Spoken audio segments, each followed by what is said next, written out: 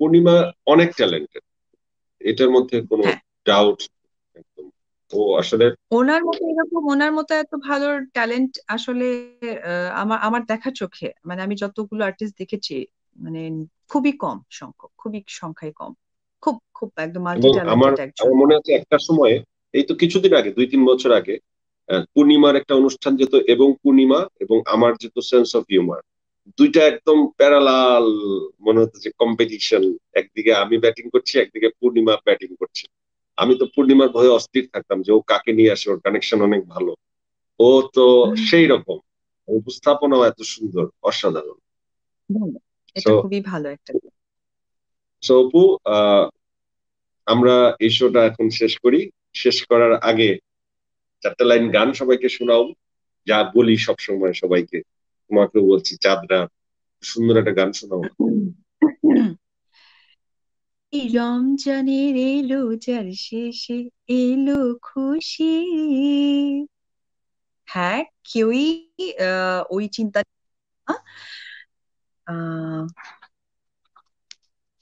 আমি একটি কথাই বলতে চাই, ঈদ মানে আনন্দ, ঈদ মানে খুশি। ঈদ সবসময় মানুষের জীবনে আসে না, এবং কখনো কোন ঈদ কার জীবনে আসবে এটা কেউই বলতে পারবে না। দুঃখ, জীবন, দুর্দশা, ঝড়, এই নিয়েই আমাদের পথ চলা, এর নামই জীবন। কেউ কষ্টে থাকবে না। তবে একটি কথা বলবো একজন আর্টিস্ট হিসেবে, যেহেতু আমাদের এখন একটা মহামারীর মধ্যে দিয়ে যাচ্ছি, সেটা হচ্ছে কোভিড-19, যেখানে আমাদের অনেক নিয়ম কানুন, স্বাস্থ্যবিধি বলা হয়েছে। তো আমি সবার কাছে অনুরোধ করব সেটা সঠিকভাবে পালন করবেন, কারণ আপনি সুস্থ থাকলে আপনার পরিবার সুস্থ থাকবে। পরিবার মানে একটি সমাজ, সমাজ সুস্থ থাকলে দেশ সুস্থ থাকবে।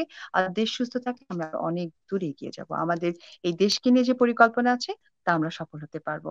তারপরেও এত কষ্ট, দুঃখ, ঝড়ের মধ্যেও বলতে চাই সবাইকে ঈদ মোবারক, এবং জয় ভাইকে অনেক অনেক থ্যাঙ্কস এত সুন্দর একটি চ্যানেল এর মাধ্যমে আমাকে এই চাঁদ রাতটা আরো চাঁদ করে দেওয়ার জন্য। তোমার রাত আরো সুন্দর করে দিছি আমি, কি বললাম বুঝি নাই। সরি ভাইয়া, তোমার রাত আমি সুন্দর করে দিছি, কি বললাম আমি বুঝি নাই।